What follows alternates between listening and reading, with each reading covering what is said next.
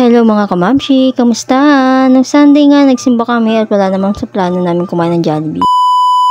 Noong umaga nga naisipan ko munang iprito yung 3 perasong saging na nahinog nga dito.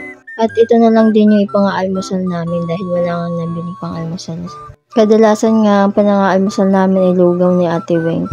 Kaso ngayon tanghali na kami nagigising, alas 7 pa lang yata nauubos na yung lugaw ni Ate Weng. Naisipan ko nga ayain si Daddy na magsimba nga kasi nga linggo ngayon. Kaya lang, ang sabi niya, may pasok pa siya, kaya ang gagawin na lang namin ay hapon na lang kami aalis. Para hindi na din mainit. Pagdating nga namin sa simbahan, tuwang-tuwa nga si Ashel kasi nakita niya na naman si Papa Jesus. So tuwing nakikita niya nga ang simbahan, hindi mapakali si Ashel. Kala mo ngayon lang nakalabas sa lungga. Tumambay nga lang kami saglit sa labas kasi tapos na yung isang misa at may susunod pa namang misa kaya naghintay lang kami bago pumasok sa loob. Pagpasok nga namin sa loob, hindi ko mawaring yun nung nararamdaman ko, parang sikip na sikip ako sa pakiramdam ko. Pero hindi pa nagsisimula misa dyan kaya nagliliwaliw muna si Ashel, hindi mapakali sa upuan, ayan, nagtatatayon at nagtatatalon. Pag nga sinabi mong nasa si Papa Jesus, magtuturo yan sa harapan. Nung nag-start na nga ang misa at maingay na si Ashel, naisipan namin lumabas at magsindi na lang ng kandila. Dahil kahit sabihin nating bata yan, napakaingay ni Ashel, Diyos me.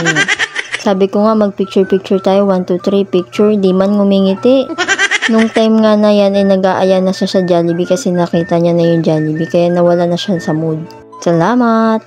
Pero di ko nga alam, bigla siyang natuwa at natumba nga siya dyan.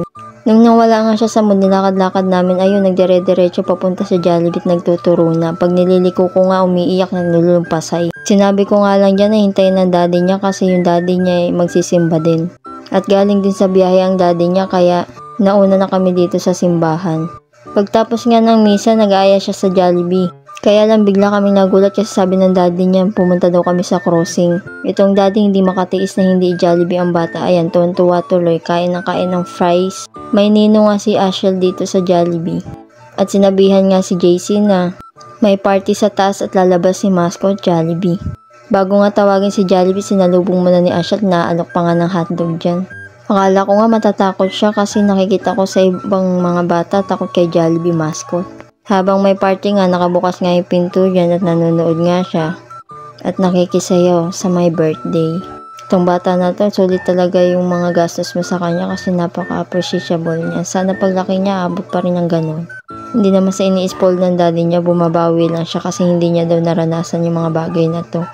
At minsan lang daw magiging bata si Ashel kaya sinusulit niya na kung anong mga gustong gawin ni Ashel. Ayaw lang daw niyang maranasan ni Ashel yung mga naranasan niya nung bata siya. Kaya yung gastos ni daddy sa pagkain namin, sulit sa Mascot, sulit pa sa pagkain. Pag uwi nga namin, may dala pa kaming lobot, hirap na hirap kami sa Egypt. Ayan, bumbagsak. Yun lang. Salamat!